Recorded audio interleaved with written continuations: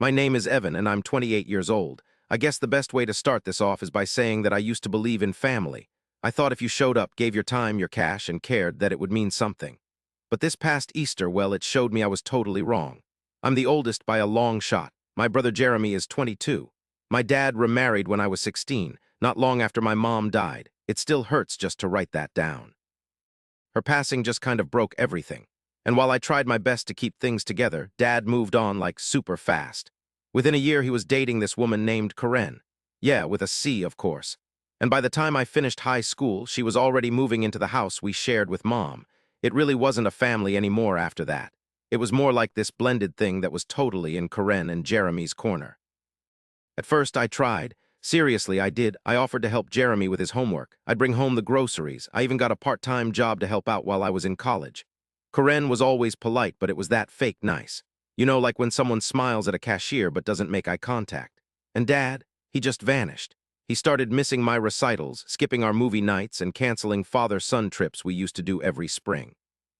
He said he was busy, but he wasn't. He just stopped trying. I finally moved out when I was 20 because I was sick of feeling like an outsider in my own home. But even then, I still kept in touch. I kept showing up for birthdays, sending gifts in the mail, calling every Sunday like a broken record. I guess I clung to this hope, you know? Maybe this time they'd actually see me. Maybe this time things would be different. Spoiler alert, they weren't. This Easter, Karen decided on a huge family bash. She announced this big backyard egg hunt in our group chat like it was some huge surprise. Catered food, the whole 9 yards, family traditions, the works. I totally rolled my eyes, but I said I'd go. Jeremy asked me personally, so why not? I had the day off, and maybe, just maybe, it'd be a chance to reconnect. Even though I knew better, I still walked in hoping it would feel like home again. The day started fine, I guess. Karen bossed everyone around like she was running a restaurant. Evan, you handle the backyard, set up the egg hunt, make sure the tables are clean, juice boxes for the kids, and don't forget the plastic forks. It was all orders, orders, orders, no please or thank you. I didn't say a word. I just smiled, nodded, and got to work. It's like second nature now. I cleaned up the yard, hid the plastic eggs, set the tables, even fixed some wobbly chairs. Then the caterers called they'd forgotten the veggie dish. I ran to the store, bought it myself, and paid $74.63. Never got that money back, by the way. Around 3, people started trickling in. Mostly Karen's side of the family, a bunch of cousins and in-laws. There I was, the only one drenched in sweat in a button-down shirt, with grass smudges all over my knees. Everyone else looked pristine, spotless, and completely out of the loop. Karen's sister treated me like I was some kind of worker. "Oh, you must be the one who's setting everything up. You're doing such a great job," she chirped, her voice annoyingly fake, making me want to both giggle and yell. Even my own uncle didn't know who I was at first. Jeremy gave me a quick side hug, mumbled, "Glad you're here, man," and then vanished with his girlfriend. As the day wore on, it hit me. Nobody had saved me a seat at any of the tables. I kept telling myself it was a mistake, that someone would see and do something, but more and more people arrived, taking up all the chairs. I was left standing, holding a plastic cup of warm lemonade, forcing a smile. Karen finally announced that dinner was ready. Folks started forming a line at the buffet, plates in hand, laughing and chatting.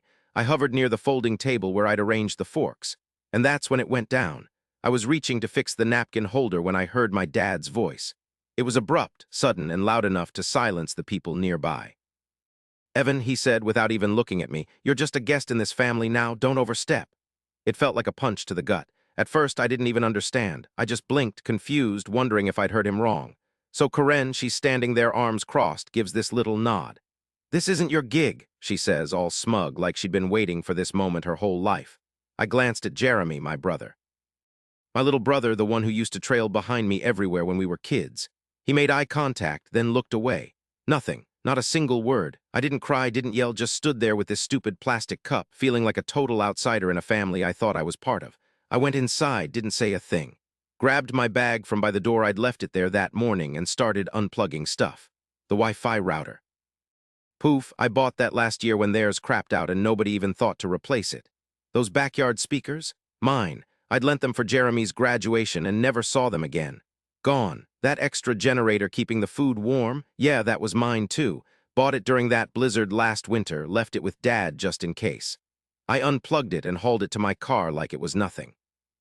It was like something inside me finally just shut off.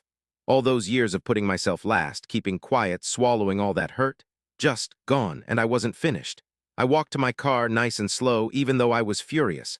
Like I hadn't just been told, right there in front of everyone, that I didn't belong to my own family anymore. I wasn't gonna shed a tear, not for them, never again. Popping the trunk and starting to toss in the stuff, I caught Jeremy watching me from the kitchen window. He didn't come out. Didn't say a word, just looked. I almost cracked up. Maybe he was stunned. I wasn't sneaking away like usual. Nope, not this time. Everything packed. I climbed in the car and fired up the engine. I looked down at my phone and pulled up this little folder in my Notes app. Shared expenses, it was called, and it was filled with stuff my family conveniently forgot I'd paid for over the years, like that car insurance policy that was still in my name. Dad wrecked his car a few years back, and I jumped in to co-sign for a new one and get him a good rate through my insurance company. He never switched it over. I just kept paying the monthly bills, I guess out of guilt, or maybe just because I always had. Or the utilities. The house was still in Mom's name when she died, and I never officially took my name off the secondary account when they had a tough time financially last year. Corinne took time off from work to focus on her wellness, whatever that was. I agreed to cover the electric bill for a few months. Those few months turned into a year. I had all the account logins, still had access, still had the power. And then there was the big one. I wasn't just paying for their internet or their Amazon Prime. I was also the guarantor on their new HVAC system. That summer was brutal, one of the hottest ever, and their old air conditioner went kaput. The contractor needed a cosiner, and you know it, they called me. Without a second thought, I said yes. I went straight over there and signed the papers. To get things moving, I even covered the first payment myself. And get this. I had the contract, so I went into the billing portal, unlinked my card, and hit the button to transfer ownership. But it wouldn't let me. They hadn't been paying consistently enough. Okay, fine, I thought, and just clicked Cancel Auto Pay. After that, I hopped onto the electric company's site, paused the payment, and sent a quick text to customer service. I don't live here anymore, and I need to be taken off as a payee. They got back to me super fast, saying they'd check with the person whose name was on the bill. I smirked. Next, I opened the insurance app, found the car policy, took off my payment info, and sent a cancellation notice that would go into effect at the end of the month. Finally, I took screenshots of all the cancellations, removals, and email confirmations, and emailed them all to my dad. The subject line was, "Since I'm just a guest, here's what I'll stop doing." I sent it. Then I took off. I was maybe 5 minutes down the road when the phone calls started. First, it was Jeremy, then Corinne, then my dad. They didn't leave any messages. I didn't pick up. Instead, I drove back to my place, parked, and made myself a sandwich, the kind I always used to eat when I was a kid. Peanut butter and jelly, crusts cut off. I just wanted something familiar, something to make me feel okay. So about an hour later, Jeremy finally texted, "Dude, what's up?" I just sat there looking at my phone for a bit before shooting back a text. I said, "Just a guest, remember." Crickets. The next morning, 4 missed calls from Corinne, 2 emails from Dad, 1 pissed, 1 worried, and a voicemail from my aunt. She'd heard about the whole thing, apparently. Things were super tense, and maybe I was overreacting, right? Overreacting. I practically single-handedly threw this whole family Easter bash, paid for it all myself, and then got told right to my face I didn't belong. Yeah, I was the problem. They seriously underestimated me. Again, that afternoon their power went out. Jeremy texted, "Power's out, you do something." I waited a few minutes, then texted back, "You'd have to ask the family, I'm just the guest." A couple hours later, Dad left another voicemail. His voice was all tight and controlled, but you could hear the crack in it like he couldn't believe what was happening. He said, "Evan, we need to talk. Things got way out of hand. Corinne." Corinne shouldn't have said that. I didn't mean for it to sound that way. "You know, I appreciate everything you've done. Let's talk, please." I didn't answer. I wanted him to feel it. Really feel the weight of it all, because this wasn't just about some stupid Easter dinner. It wasn't about a folding chair or a few plastic eggs. This was about every single time I tried and they just ignored me. Every holiday I felt brushed aside. Every call I made that went unanswered. It felt awful being treated like a burden in the very house where I'd listened to bedtime stories and flipped pancakes on Sundays. It was about that little boy inside me, watching his dad move on way too quickly, clinging to the hope that someday, somehow, he'd see me again. And he did. But I wasn't ready to jump. I waited a whole day before even considering calling him back. It wasn't some game. I just needed time to clear my head, to breathe, to not let my emotions run wild like they always did. I wanted to be level-headed, not hoping for some apology or him magically making it all disappear. I just needed to hear what he had to say, to really hear it when things went so wrong. So the next day around 6 I called. He picked up right away. "Evan," I said. He let out this huge breath like my name was a lifeline. "Thank you," he said. "Thank you for calling." He started to explain something about Karen and what she'd said and what I thought he said, but I stopped him. My voice was calm, strong. "Don't even go there," I said. "You know exactly what you said. Don't try to pretend it didn't happen." Silence. I could hear his breathing, but he didn't interrupt. "Let me be really clear," I said. "You called me a guest, out loud, in front of your wife, your son, everyone in that yard, after I spent all Sunday and half my paycheck making sure your family thing went off without a hitch. Evan, it wasn't about that. It was exactly about that. You made your decision, and I made mine." He let out a long breath, and his voice got that tone, you know, the one he used to use when we fought when I was a kid, the one where he wanted to be the boss. "I think you're blowing this out of proportion," he said. "You went too far, cutting the electricity, taking the stereo. You're punishing everyone in the family over a single thing you said." I almost chuckled. "A single thing I said. That wasn't just a mistake. That's how you've always treated me. It just came out." He was quiet again after that. "Look," he finally said, his voice softer this time.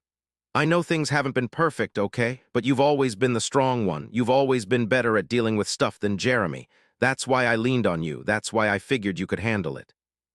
There it was, the admission, the thing that had been lurking beneath all the years of him treating me differently. "You thought I could take it, so you just kept dishing it out." "You asked," I said. "You let her boss me around. You let Jeremy get away with everything while I picked up the pieces. You never even asked how I was. And now that I stopped doing everything, I'm being dramatic." "That's not what I meant," he said. "That's exactly what you meant." Something inside me just clicked. Not angry, not sad, just finished. The kind of finish that doesn't make a scene, it just walks away. "Here's the thing," I said. "I'm not mad. I'm done, Evan. No, I'm done trying to prove I matter to people who only pay attention when I'm useful. Want the power back on? All right, here's the deal. You're paying your share. You want the car insurance? Handle it.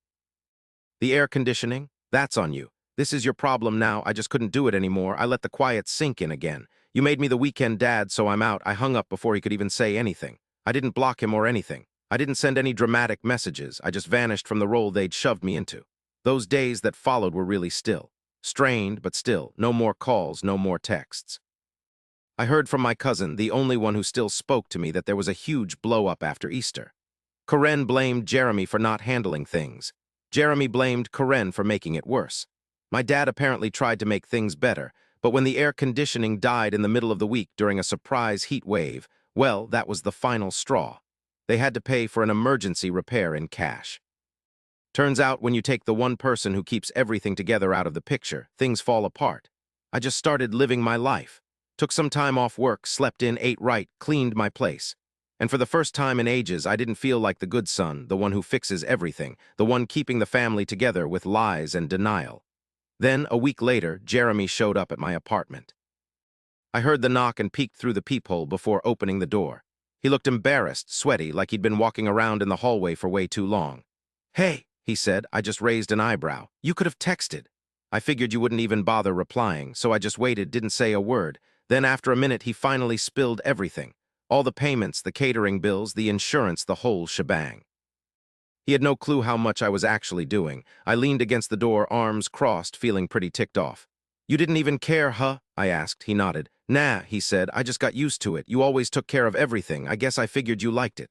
"Did I look like I liked it?" I shot back. He gave this little weak smile, then looked down at the floor. "No, not really," he mumbled. We just stood there for a long time. It was weird. He wasn't here to fight. That was a first. "I talked to Dad," I said. "He's being, well, he's Dad, blaming Karen, but also trying to make you feel guilty for leaving him high and dry." I told him straight up that he should be grateful you stuck around as long as you did. That almost made me laugh, honestly. Then he said, "I want to fix things with you, not because of them, just us."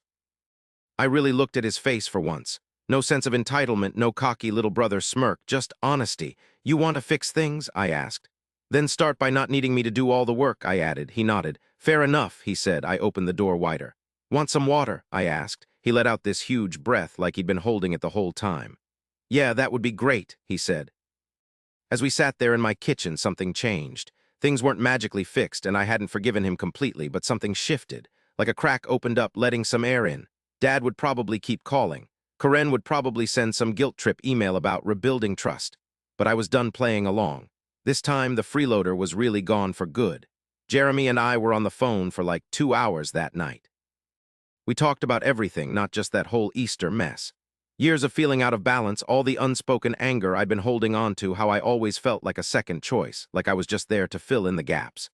It was always Dad and Karen fawning all over Jeremy, treating him like some priceless antique. But to his credit, Jeremy didn't dodge anything. No excuses. He just listened.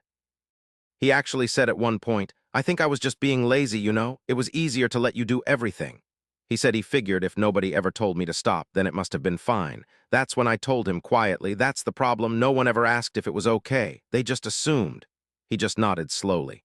"I'm sorry, man," he said, and it was weird, but I believed him. For once, it felt like I was really talking to my brother again, not just Dad and Karen's golden boy, or the guy who borrowed money and vanished. I mean, the Jeremy who used to sneak candy into my room during finals, or who'd beg me to stay up late playing Mario Kart when we were kids. That Jeremy, before all that favoritism messed everything up. I didn't tell him it was okay, because it wasn't. But I said thanks, and that was enough for then. Things calmed down after that. The next few weeks were totally peaceful, the good kind of uneventful. I went to work, came home, watched old movies, and actually cooked dinner for myself instead of grabbing takeout between a million things. My apartment finally felt like a safe place, not just a pit stop between one crisis and the next. Honestly, it was the most peaceful I'd felt in ages, not since my college days. My dad, though, he just couldn't let it go. At first, he was being sneaky about it. A funny meme forwarded to me, a family brunch invite on the shared calendar that I immediately ignored. Then the apology texts started rolling in, and each one felt more pathetic than the last. They all said stuff like, "We were all stressed that day." Or, "You know, I didn't mean it like that. And you've always been part of this family." He even wrote, "Evan, please don't do this. You're tearing us apart." That last one, though, it was so ridiculous it actually made me chuckle. I'm not the one tearing anything apart, I thought. I'm just done being the one holding everything together. He didn't say anything back after that. And then the absolute worst thing happened. 3 weeks after Easter, my dad sent me this super long email. But get this, it wasn't an apology, and he didn't own up to anything. It was just a guilt trip. He wrote something like, "Karen's really upset, and Jeremy's been feeling down." He went on to say, "You've made your point, but maybe it's time to stop punishing everyone." The word punishing, that's what really got to me. Because let me be clear, I didn't do this to be mean or spiteful. I didn't just wake up one day and decide to inflict pain on them. I did it because it was the only way I could stop feeling hurt, to break the pattern, and to show them that I wasn't just some quiet, reliable background character in their lives. But apparently, sticking up for myself was considered a punishment. So I fired back an email of my own. "You want to talk about punishment? Okay, let's talk. For a decade, I've been covering your bills, your car payments, and your house expenses. I'd buy the groceries when you didn't have enough money, paid for Jeremy's college applications, and even loaned Karen money for that wellness retreat she never paid me back for. I was your go-to source for cash, your personal organizer, and your emotional punching bag. I planned all the birthdays. I went and got some decorations. I called him every Sunday for years religiously. He forgot my birthday twice. Last Christmas, he gave me a $20 gift card. Jeremy got a brand new laptop. He said I already had everything I needed. Then Easter, I planned the whole thing, paid for it all, set it up, cleaned up the mess afterward. And he stood there in front of everyone and told me I was just a guest in my own family. He can't just blow past my limits like that. It's not right.